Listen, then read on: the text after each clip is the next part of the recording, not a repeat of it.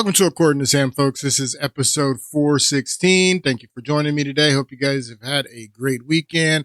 Hope you're having a good summer so far, even though technically we haven't started summer yet, but it's starting to feel like summer.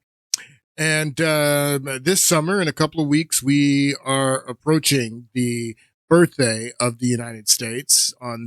The actual birthday is July 2nd. We celebrate the birthday on July 4th, and it's going to be the 250th birthday of the United States on this July 2nd, July 4th, when we celebrate.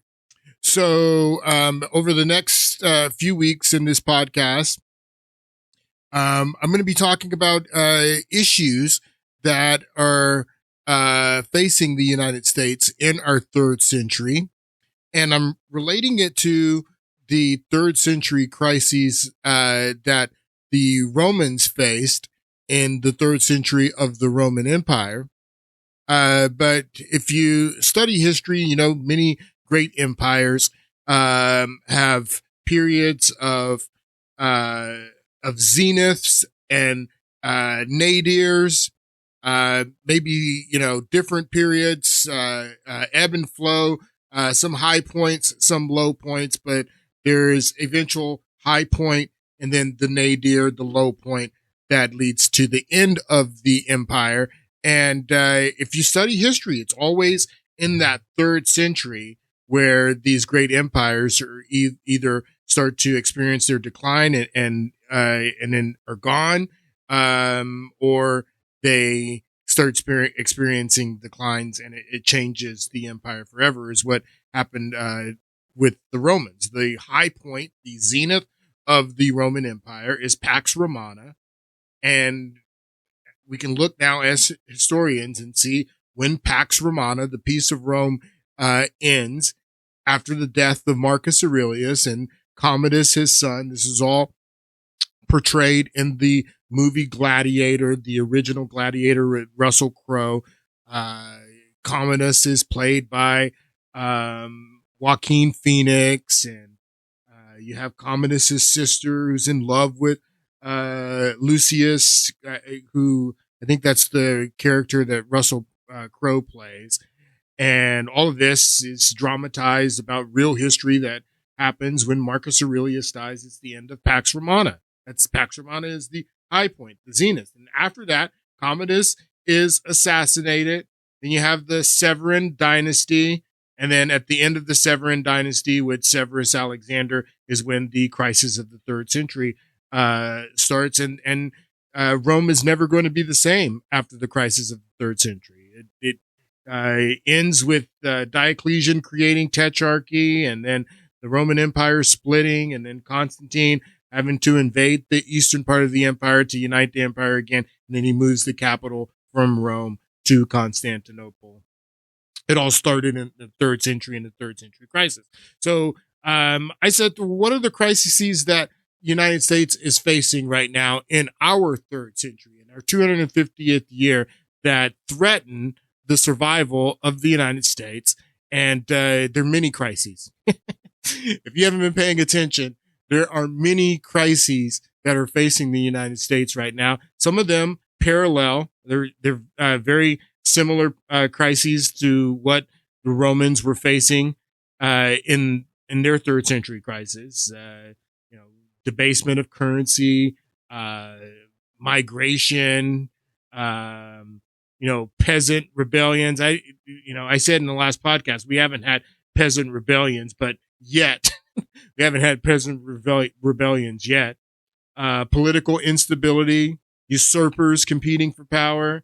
So these were the issues that were facing the United States. Rome, and the new Rome, the United States, has some issues, some crises that parallel to what was going on in the third century in the Roman Empire, but we have some unique crises that we're facing. We talked about one of them in the last podcast, was our elections. Our elections are completely fraudulent. That's not an issue that the Romans have because they didn't have elections. They were an empire.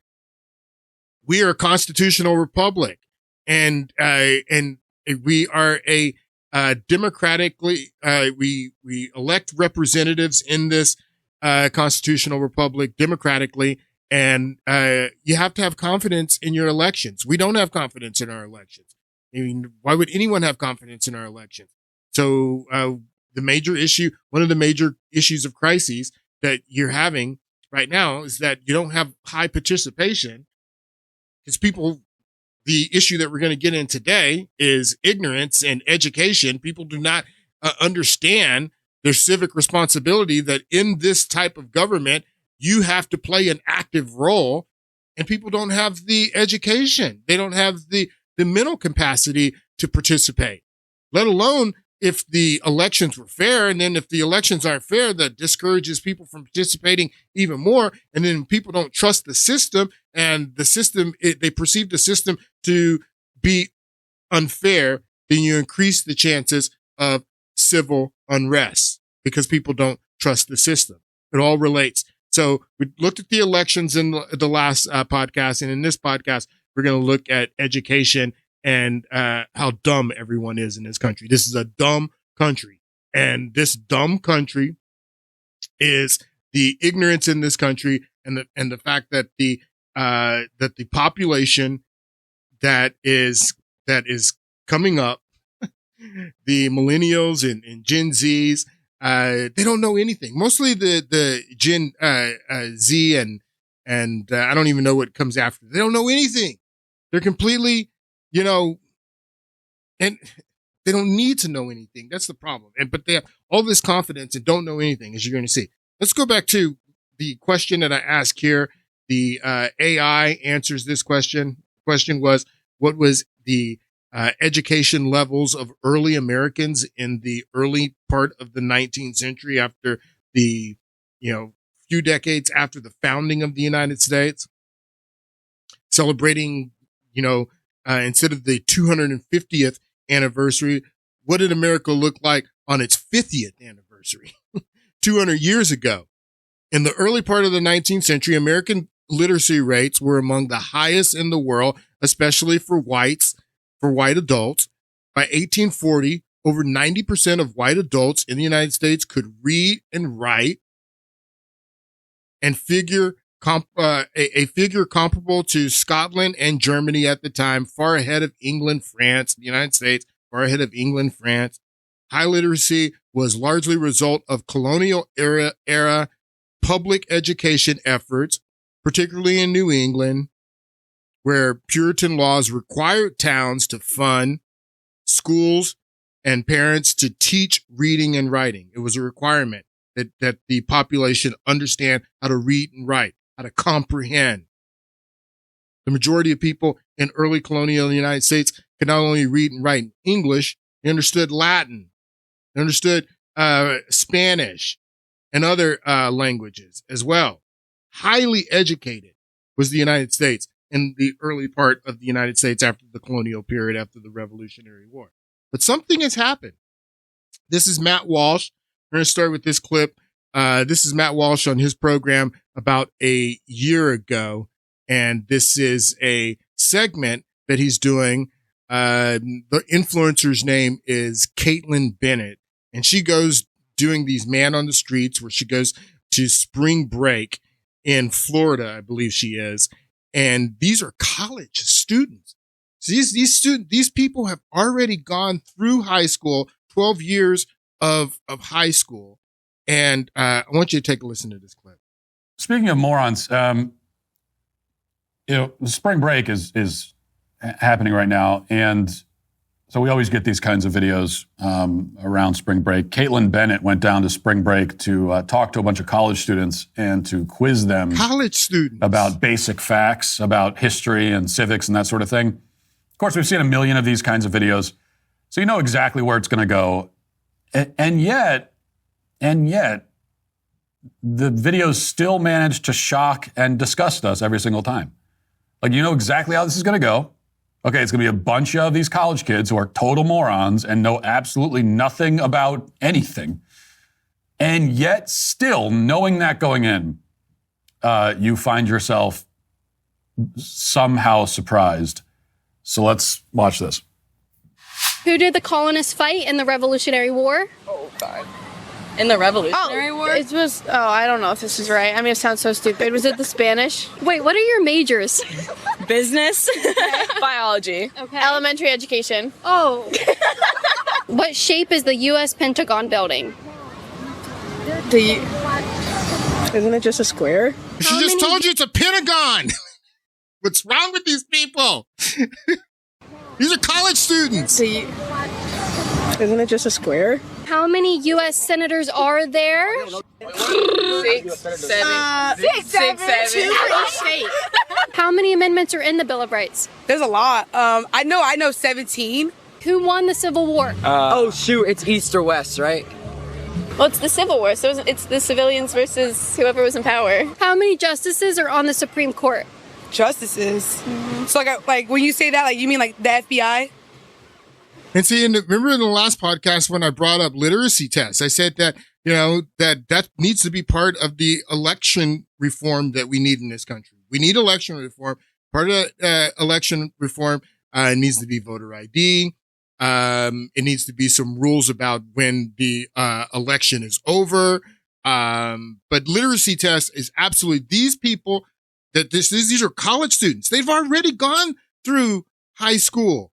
How do you go through high school, 12 years of high school, get accepted into college and not know how many senators are in the Senate or how many or who the United States fought in the Revolutionary War or who were the factions in the Civil War? How do you go 12 years of high school, be accepted into college and not know this stuff, this basic stuff? And why are these people voting? But this is part of the design is what you guys need to understand. We're going to get into that. It's the civilians versus whoever was in power. How many justices are on the Supreme Court? Justices. So like when you say that, like you mean like the FBI? It's not funny, man. Who is on the $100 bill? Oh, I know that. Abraham Lincoln? Nope. Abraham Lincoln. Come on, bro. That's the First Amendment. What's the second? Right to vote? Name 3 states that... There is no right to vote. That's another thing that needs to be there's no right to vote. People don't understand that there's no right to vote in the Constitution. There's the 13th Amendment that says you can't exclude, the 19th Amendment that says that you can't exclude, but neither one of those amendments explicitly gives the right to vote. There's no right to vote. So going back to last podcast and the election reform that we need, one of the reforms that we need is an explicit right to vote for citizens in the Constitution. Abraham Lincoln? Nope. Abraham Lincoln. Come on, bro. That's the First Amendment. What's the second? Right to vote? Name 3 states that border Canada. We'll just do 1 per person. Asia. I didn't know Asia. Canada had a border. I didn't know Canada had a border. Asia, 3 states that border Canada. Michigan, Montana, Seattle, or Washington.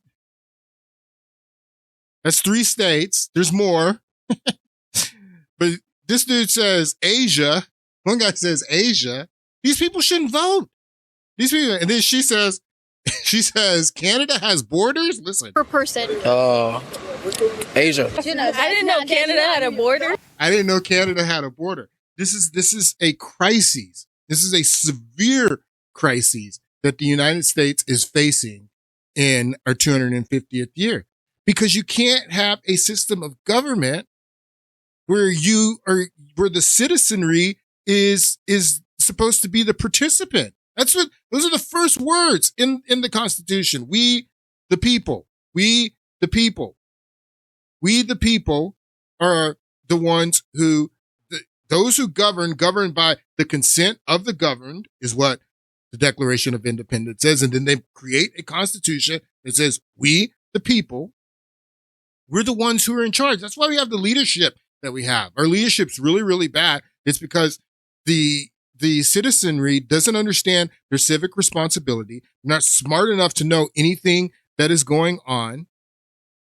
If you go back and listen to Dwight Eisenhower's very poignant warning to this nation when he gave his farewell address in 1960, He says only a knowledgeable citizenry can participate in this form of government.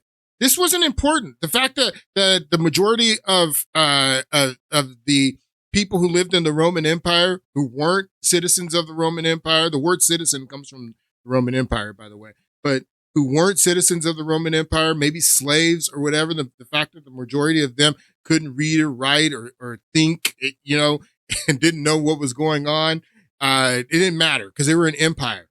But in a constitutional republic where we elect people to represent us and govern us, not being able to understand simple facts like which states border Canada, how many senators are in the Senate, simple things like that are a huge problem, a huge crisis that the United States face, that the crises that threaten the longevity, the existence of the United States in the future is this education problem, is this problem of ignorance. Okay, so these are mostly college students. We heard one of them is in elementary education, so that's very encouraging. The leaders of tomorrow.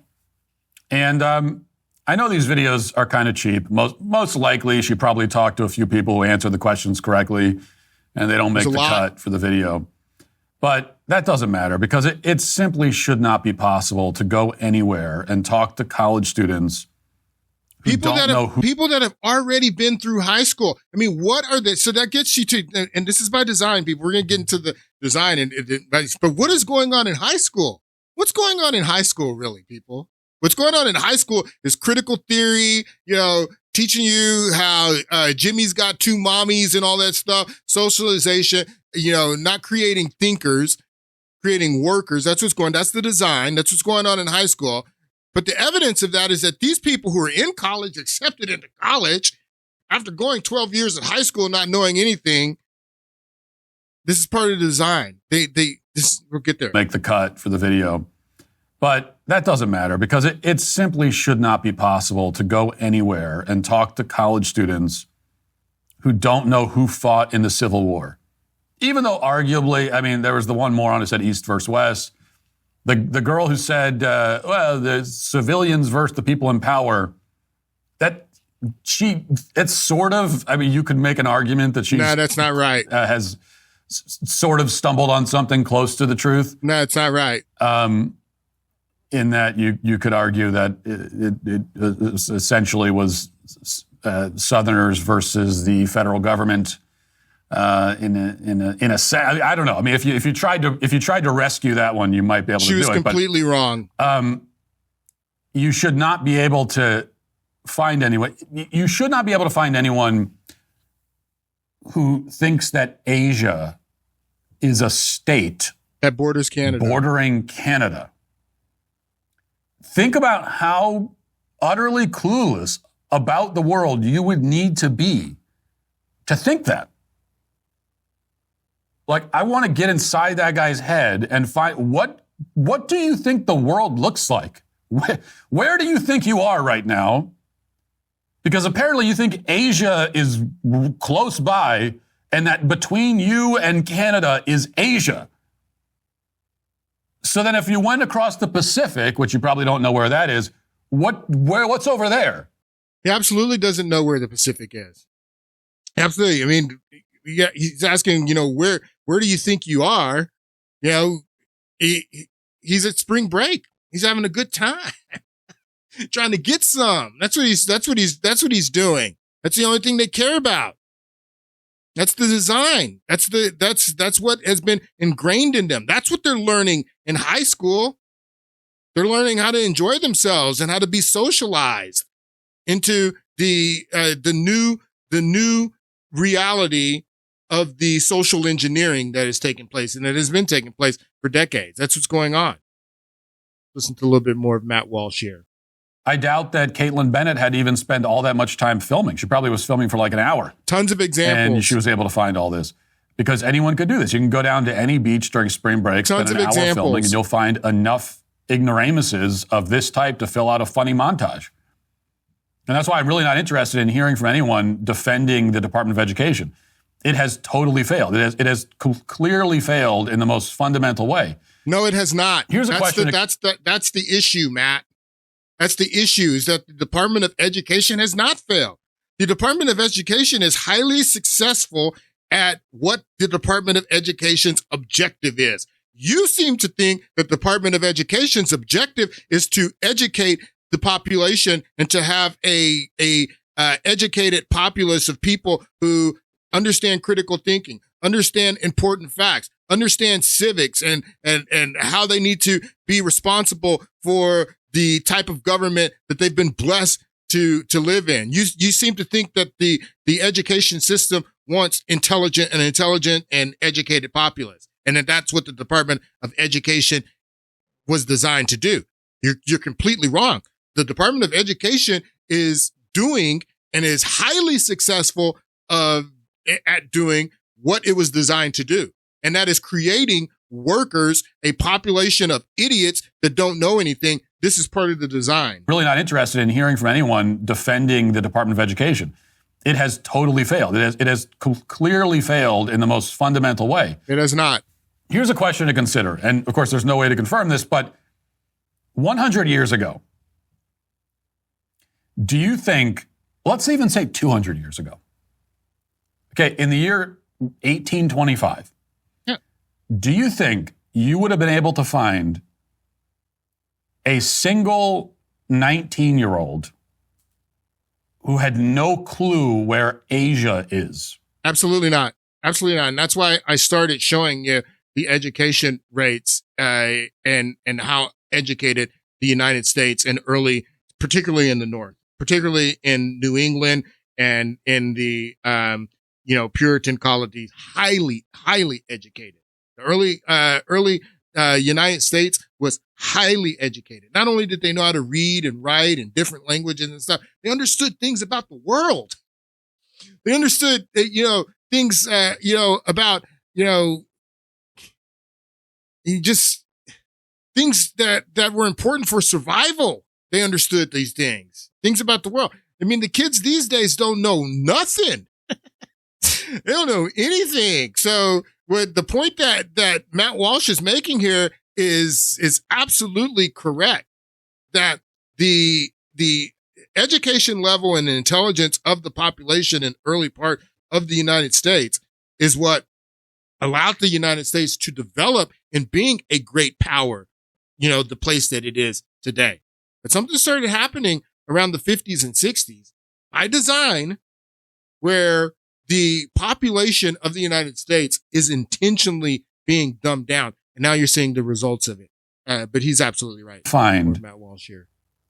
A single 19-year-old who had no clue where Asia is. Nope. Do you think that in 1825, you could have found a 19-year-old who thought that Asia was somehow a state or territory of the U.S.? I don't think so. Even if you were talking to, 100 years ago, 200 years ago, there were you could have been talking to a slave. You could have been talking to a slave, and they would know the answer to those questions. Kind of formal education. And even then, I don't think it would have been possible to find anyone over the age of 7 who had that level of ignorance. And yet these days they're everywhere. It's a whole cottage industry on YouTube. I mean, he's absolutely right. They're everywhere. And it is a crisis in this country. And like he says, there's people that have, hundreds of thousands of subscribers on YouTube, just pointing out how dumb Americans are, asking them basic questions, and just to show that what Matt Walsh is saying is true. I'm going to play some videos from Justin Awad, but he's one of those YouTubers. But there's many like Caitlin Bennett that just go around the country asking these simpletons very simple questions, and they cannot answer them. They're everywhere. This is a crisis in this country. But again, it's by design. You have to guess a country. Give me your best guess. Guess a country. Just give me a name of any country. Any country. She could have said the United States. You're standing in the middle of the United States. She could have said the United States. She can't name a single country. This person should not vote. I'm sorry. In Iraq. Yeah, what country was invaded? No, I have no idea. You have to guess a country. Give me your best guess. I don't want to guess because it's like a controversial topic. And I don't. You don't want to guess a country? I don't want to guess a country. Iraq? Where's that at? I don't even know where that's at. It's like in the Middle East. I want to say Yeah, give me a country like over there, probably. India. Yes, very good. Do you know what number president we're on right now? 50th. Wait, that's really embarrassing. I don't know. Maybe the 51st. Close. 50 what? 51st. Yes. Can you name 3 books? 3 books. 3 books. 3 books. Like any 3 books. It could be any book. Any books, yeah. Any book. The Bible. Damn. Kind of hot. How many hours are in 3 days? Hold on. Around how many? Give me a number. 92. Yes. What, do you know? And so this guy's got hours. Oh, he goes, I don't know if he's in San Francisco in this video, but he goes back and forth from San Francisco to New York. They don't know anything. People do not know anything. I'm just showing you, what Matt Walsh is saying is that this is not just, this is just not, what's the word I'm looking for? I'm going to play some more of this because, there's a word that I'm looking for that people, anecdotal. That's the word I'm looking for. This is not just anecdotal. This is what people say. Okay, well, yeah, he probably interviews 100 people and then finds the worst 5, and those are the ones who make the cut. And this is just anecdotal. This doesn't say anything about the education system in this country. No, if you think this is just anecdotal, then you're only fooling yourself. And I'm going to show you some hard facts here to go with these anecdotes. Do you know when the War of 1812 was? The War of 1812. I wonder when that was. I wonder when the War of 1812 was. Can you maybe you can't give me the month, but can you just give me the year of the War of 1812? 8 million. Yes. Do you know when the War of 1812 was? Was it a while ago or like recently? Let's see, that's World War II. Yeah, give me a year. The War of 1812. Oh. You heard of that one? Yeah, that's like the 1980s. No, yeah. Am I wrong? Am I wrong? Do you know what country we gained our independence from? France? Yes. How many people on Earth? I have no idea.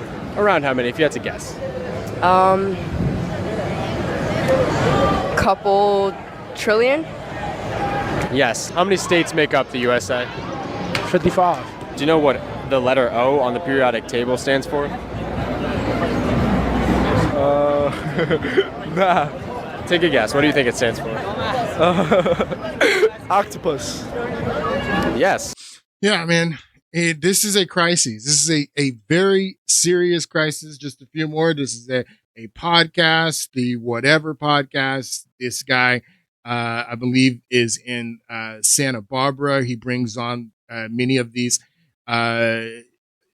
OnlyFans models, people, these girls that are into pornography that are making really, really good money. I mean, they don't need to know anything to make money. They can use their bodies to make money. That's the beautiful thing about the United States. And that why other countries look at the United States and say, the United States is just a bunch of spoiled brats and people, who make a lot of money, but they don't, have any soul. They don't have anything in their heads. They're just, because in many of these countries, many countries around the world, that you have to be educated and you have to know stuff to be successful and to make money. But in the United States is so wealthy and so beautiful. You don't have to know anything. You can start OnlyFans accounts. You can to be an influencer and go around with the video recorder and make,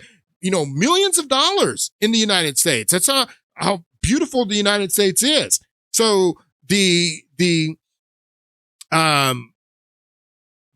advantage that other countries have in educating their population and people being devoted towards being educated and knowing stuff in these other countries is because education is a means to success for those people.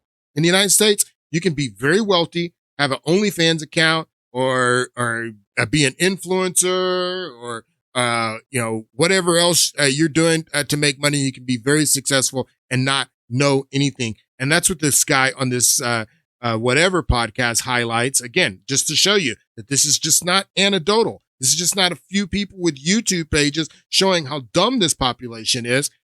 It's everywhere. Name 3 countries. Africa. No, you're good. Don't keep going. That's one. I'm It's not one. geographically challenged. Do you want to name any other countries? Chloe, 3 countries, please. Can you teach me? Oh, Chloe. Chloe, can I teach you? I'm actually serious. I hate being dumb on this podcast. How many planets are in our solar system? Is it 7? I don't know. Chloe, how many planets are in our solar system? But that's the problem is, I don't know. Don't need to know. I don't know. I don't need to know. If a dozen eggs cost $3, how much is each egg? I don't know. Dozen eggs cost $3, how much is each egg? 4. 4? What is the closest star to Earth? Put the cricket sound. You don't know? Okay. What weighs more, a pound of feathers or a pound of bricks? Me? Pound feathers. What country is the color? I don't expect them to know Alpha Centauri is the closest star to Earth. But I mean, how many? I mean, these are simple questions, but you get the point. And I'm going to show you that this is by design. You look at the statistics, though, and you look at the data. People want to say, well, that's just anecdotal. You look at the data. You can see here that the AI says the United States has a highly educated population, with over 91% of adults holding at least a high school diploma, and more than 38% of the United States holding a bachelor's degree.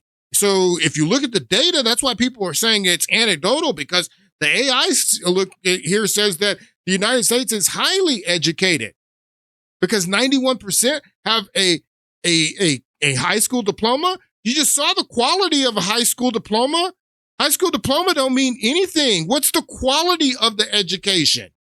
Just because you're running these kids through the education mill, are they actually learning anything? The answer is no. So looking at the data and the data saying, oh, you have 91% of your population that is highly educated because they have a high school diploma. What's the quality of that education? Are they coming out of high school not knowing anything? Yes. They're coming out of college not knowing anything. So the data is very misleading if you're just looking at people going through the high school mill and going through the college mill, donating their money to the college, coming out of high school and coming out of college, still as dumb as they ever were. It's the quality of the education, not how many people are going through getting the degrees, whether it be high school or bachelor's. People coming out of college just as dumb as they were when they were in college, in high school, because it's by design. They don't want an educated populace. We're going to get there in just a moment. We'll start here with Gavin Newsom. We're going to talk about him because Gavin Newsom was on the Bill Maher show a few weeks ago. You can see this is May 2nd. And of course, this guy's gearing up to run for president in 2028. He's got a lot of problems with the state that he was just the governor of for 2 terms. And before he was the governor of the state, he was the lieutenant governor of the state under Jesuit Jerry. And people have been fleeing California in droves. And this gets us back to what we were talking about in the last podcast about these fraudulent elections out in California, is that this guy and his party have had unchallenged power in the state of California for over 2 decades. Over 2 decades, the Democrats have had unchallenged power, and it is more, important for them here in the state of California to show fairness and that the elections are fair without any suspicion that there's fraud going on. Because you've had unchallenged power for 2 decades and people are fleeing the state in drove. California has some serious problems, but he can't have that narrative out there if he's running for president in 2028. So he's challenged with that narrative by Bill Maher, who's a California resident himself. And this is what Newsom said in that interview with Bill Maher a few weeks ago. Take a listen. Look, you talk about California, we're the envy of the world. Envy of the world. Since I've been governor, no other developed nation has outperformed our economy. No other state has outperformed the economy of state of California. I think people feel that they may not feel that in every way, shape, or form. They may not feel that in every way. I love how Bill Maher asked him, you think people feel what you're saying? Because what you're saying is BS, bro. What you're saying is absolutely bogus. And no, people don't feel it. Of state of I think California. people feel that. They may not feel that in every way, shape, or form, but we dominate in every key industry. We dominate in manufacturing, agriculture, hunting jobs, forestry jobs, more scientists, more Nobel laureates, more researchers, the higher system of higher education, the finest in the world. The highest system of education. This is what he says, the highest system of education. Agriculture, hunting jobs, forestry jobs, more scientists, more Nobel laureates, more researchers, the higher system of higher education, the finest in the world, more venture capital. You talk about the future, you're talking about California and AI and quantum, on fusion, on space. It's great. California is dominant. We also it's dominant. It's great. Population growth. We've got to update our talking. That's a lie. That's a lie right there. We've seen a population growth. Were you talking about illegal immigrants coming in from over the border? What are you talking about? That's an absolute lie. We've seen California during the last census that we just did in 2020, California lost 2 congressional districts. That's how many people have fled and are fleeing this state. What are you talking about? AI and quantum, on fusion, on space. California is dominant. We also have seen the last 3 years population growth. We've got 3 years. So he has to say, because this is after the census. So since all those people left in the last decade, then we've seen a population growth in the last 3 years. This guy is such a slime ball, I swear. Dominant. We also have seen the last 3 years population growth. We've got to update our talking points. We've seen a 9% decline in unsheltered homelessness. We've got to update our talking points. We've seen a 60% increase in permits for housing. We've got to update talking points. We got to update our talking points, huh? Got to update our talking points. All sounds good. Well, Fareed Zakaria... It sounds good to Fareed Zakaria. So Fareed Zakaria, he did his show over this weekend, and he's got something to say about what you just heard from Gavin Newsom. And he's going to break down the reality of what's going on in the state of California. Not what this politician is saying as he's gearing up, leaving the governor's office and gearing up to run for president. The reality of what's going on in California, Fareed Zakaria breaks it down over the weekend. And I want you to pay close attention to, because Gavin Newsom says we have the best education and the envy of the world because of our education. Listen to Fareed Zakaria. But the frustration is real and justified. California is one of the most dynamic places on the planet. Yeah, we just heard. Silicon Valley, Hollywood, world-class universities, extraordinary agriculture, ports, what else? Talent, and natural beauty. But what else? But it is a case study in how a rich society can spend more and more while producing less and less of what its ordinary citizens need. The paradox of California today is a successful economy attached to a failing model of governance. Consider the fiscal record. Since 2000, California's population has grown. This segment by Fareed Zakaria, I don't know. I mean, everything he's saying is true. I don't know if this is this is brutal to Gavin Newsom. Anybody who's going to be running in the Democratic primary, which is going to start next year, is going to be using this segment to run against Gavin Newsom. And if the Democrats are stupid enough to nominate Gavin Newsom in the general election, this segment is going to be used. I'm telling you right now. is a successful economy attached to a failing model of governance. Consider the fiscal record.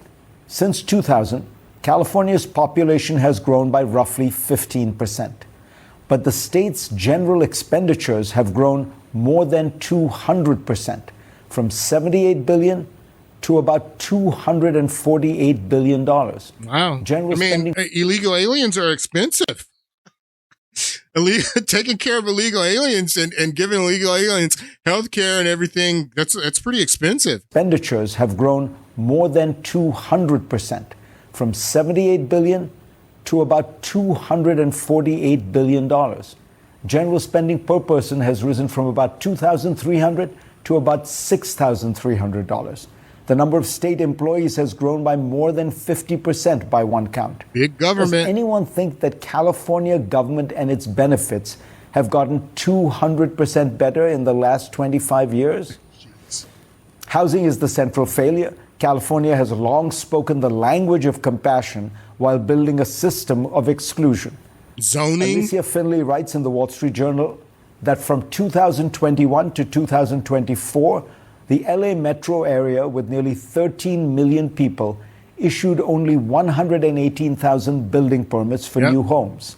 Because they don't want those property, because if they build more, that's more inventory. And if there's more inventory, that means that the prices of real estate are going to come down. And so they make the limited real estate more valuable by limiting the amount of new homes that can be built. Issued only 118,000 building permits for new homes. Atlanta, with about half that population, issued 163,000. California has made it too hard, slow, and expensive to build. The result is predictable. Home prices soar, rents rise, workers commute farther, all part of the plan. Homelessness grows, young people leave. And people are leaving.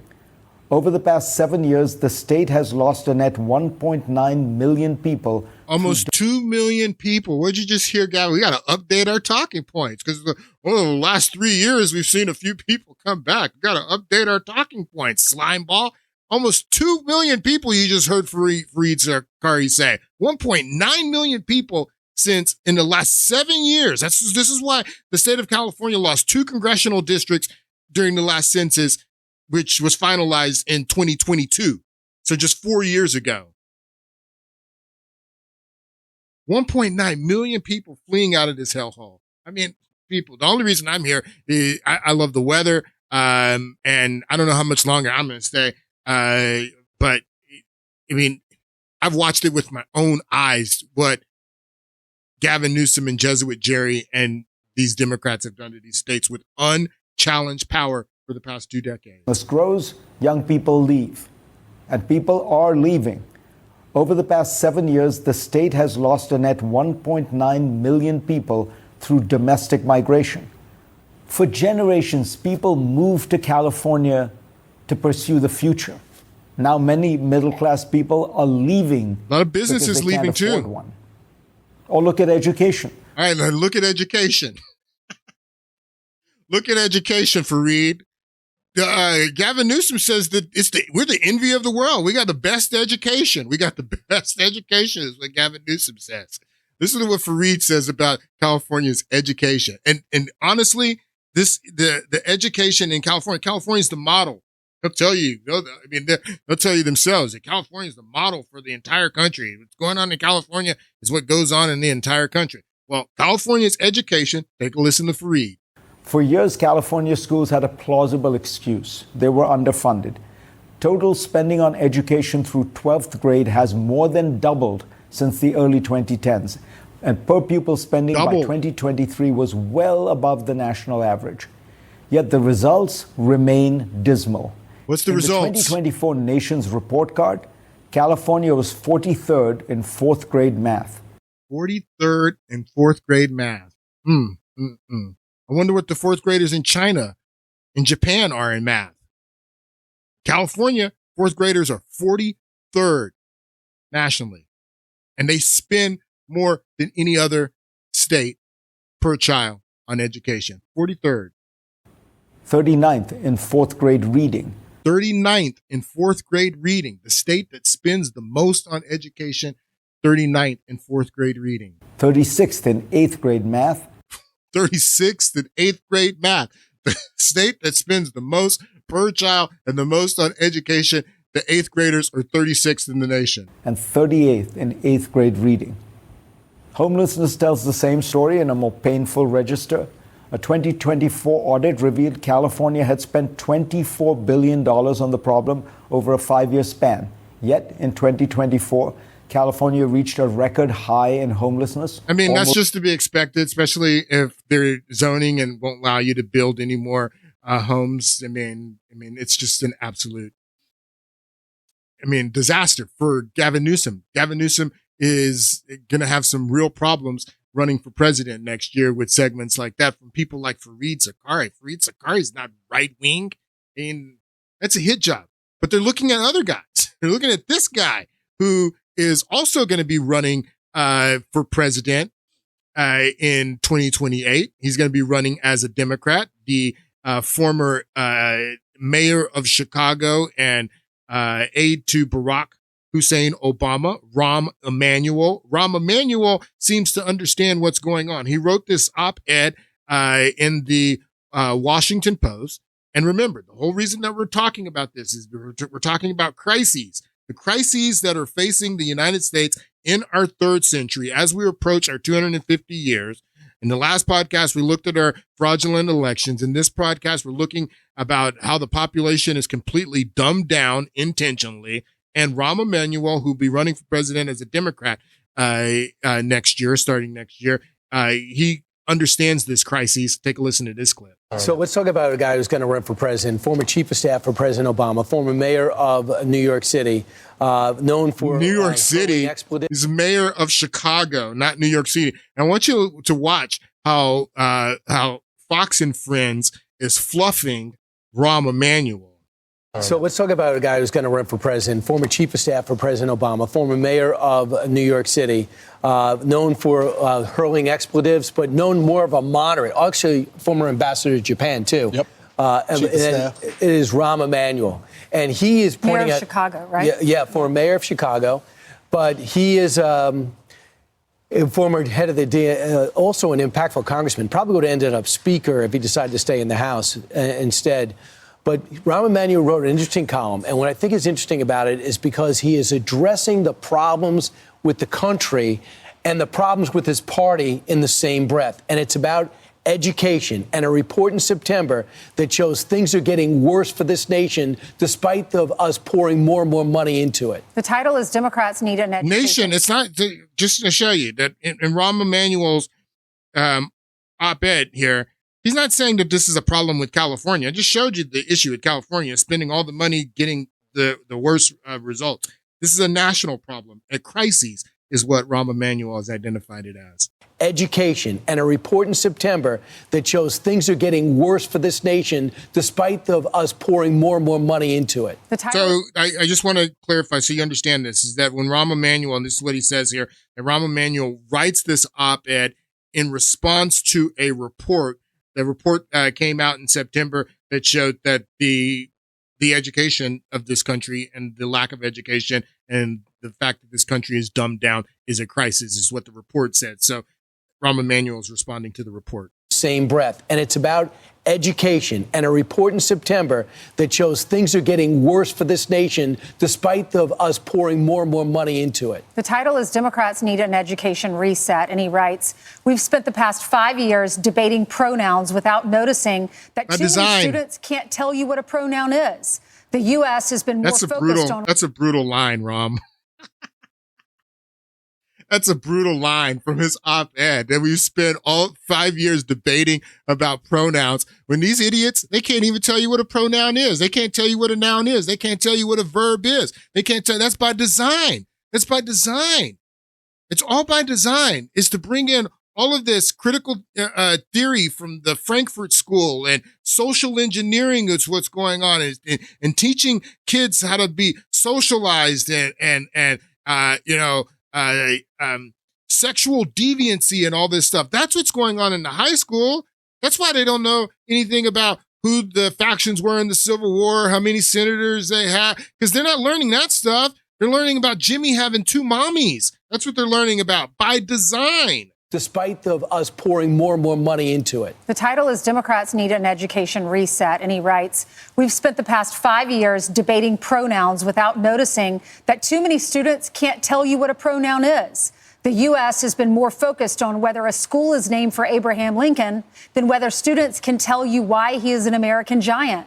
We've become so obsessed with bathroom access that we've ignored classroom excellence. America has lost the plot. If you claim you want to meet people where they live their lives, meet them as parents. Democrats should be focused on resolving this crisis from the moment they wake up to the minute their heads hit the pillows. It's a crisis. Until we turn things around, nobody should get a good night's sleep. So he's very astute. He identifies the problem that we can all agree with, but then he doesn't come out against the teachers union. Absolutely right. Part of the barrier against this is that the Democrats get absolutely paid right. off. And listen, people, I don't care how much they fluff Rahm Emanuel and try to make him out to be some sensible person.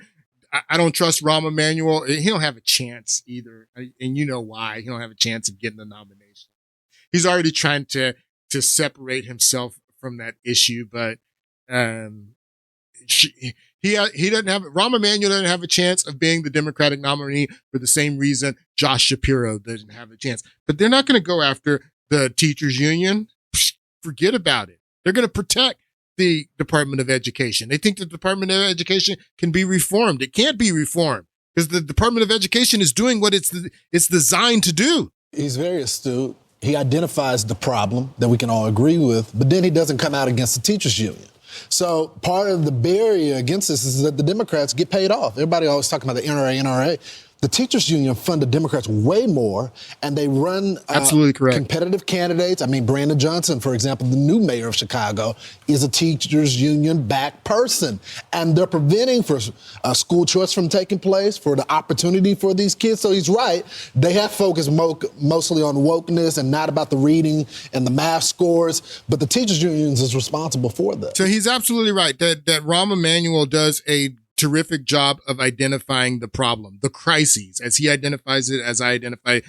This is a very important and severe crisis that is going on in the United States. But his solutions, Rahm Emanuel doesn't have any solutions. Gavin Newsom doesn't have any solutions. But and Rahm Emanuel knows that this is by design. He knows that there is no solution, but he does a really good job of identifying the crises. So I keep saying that this is by design, and I have a few more minutes. I'm going to explain to you why this is by design, because this was designed. Our entire education system was designed by Rockefeller and Carnegie in the early part of the 20th century, around the 1920s. And I asked the AI this, if what's the question that I asked? I said, how did well, basically, I asked, how did Rockefeller and Carnegie influence public education? I don't know what the rest of this is. Anyway, the answer, Rockefeller and Carnegie influence on public education.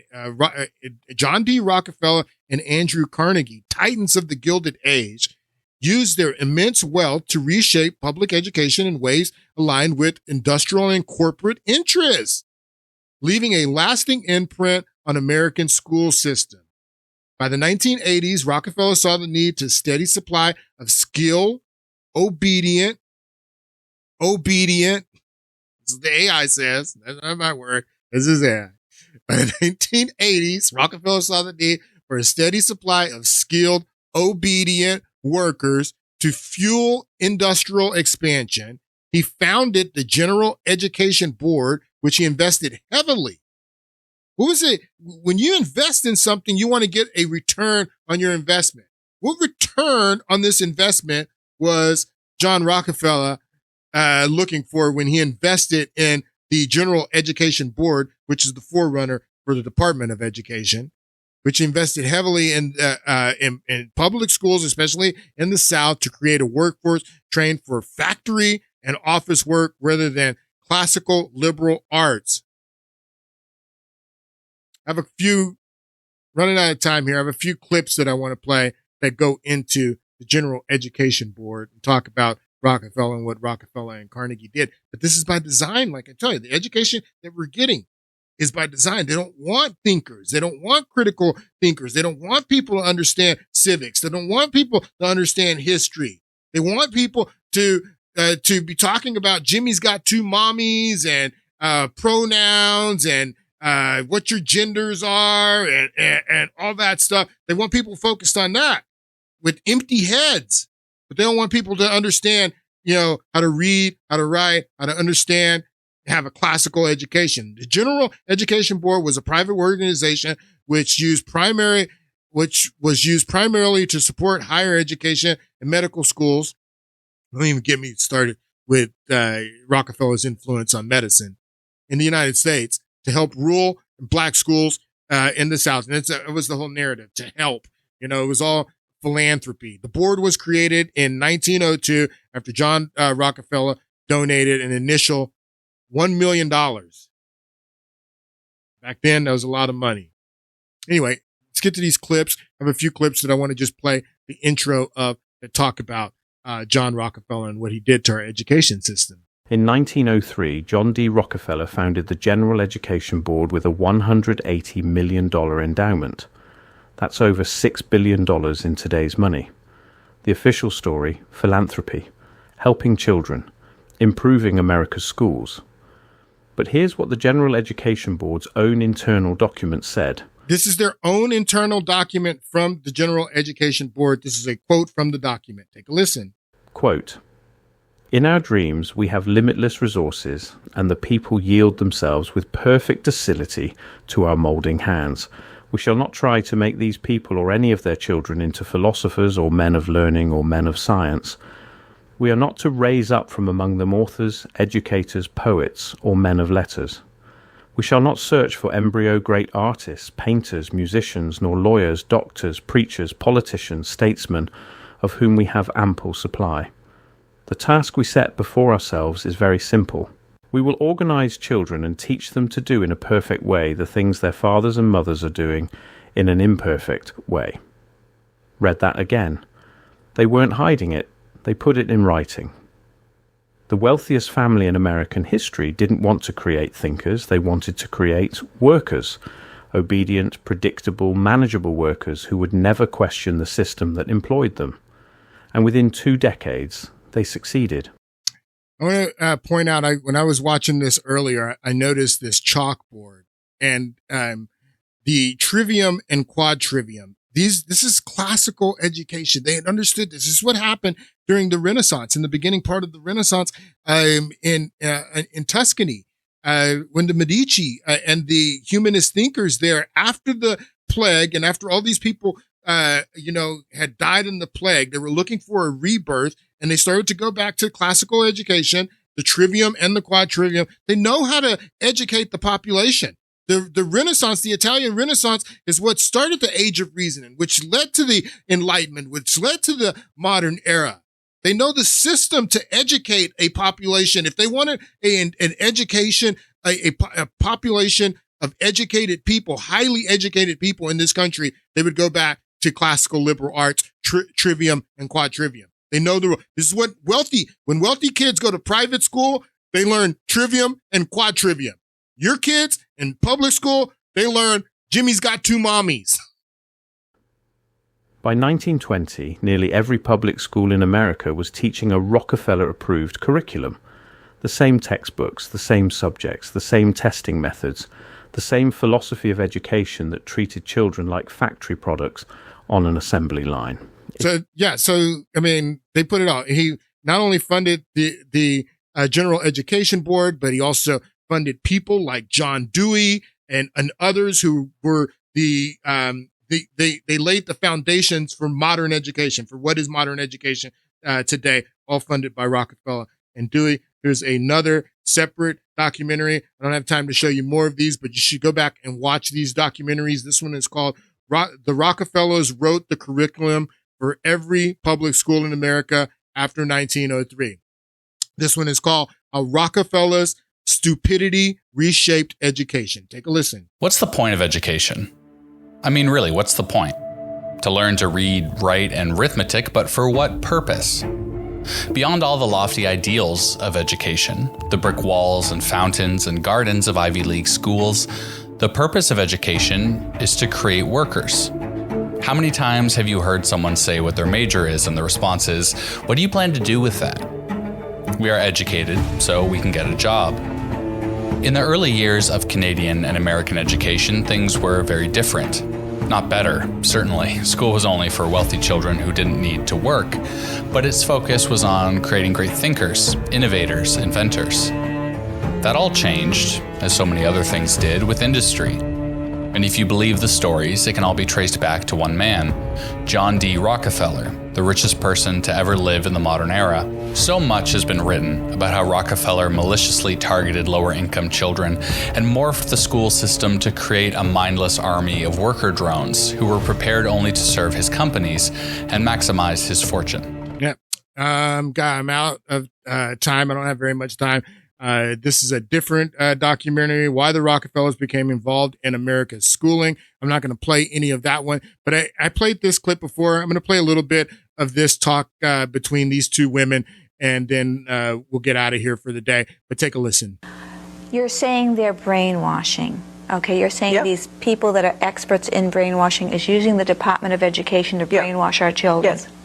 What are they after? Why are they doing it? Well, if you want to move a country from a free individualistic economy, which we have. Yes, or had. Or had, okay. To a planned economy, you have to do it through the schools. You have to dumb down and brainwash, change the attitudes and values. You have to completely, social engineering has to go on constantly, and many teachers know what I'm talking about. And they got to get your kids early too. That's why they're talking about early education. They got to get them. They can't wait till they're 5 to get them in the system. We got to get them in the system around 2, 3 years old before they've had the opportunity to bond to their parents. We need to get them even earlier is part of it too. So that's why early.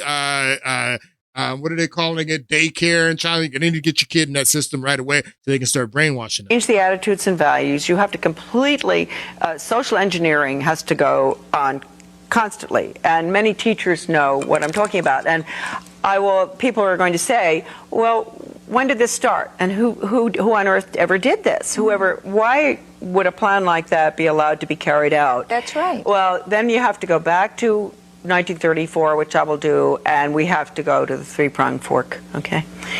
So I do think that the watershed year, although you can go back to the early part of the century when the Rockefeller Foundation and the Carnegie Corporation were deeply involved in education, and that it was decided then that Carnegie would deal with the international part and Rockefeller domestic.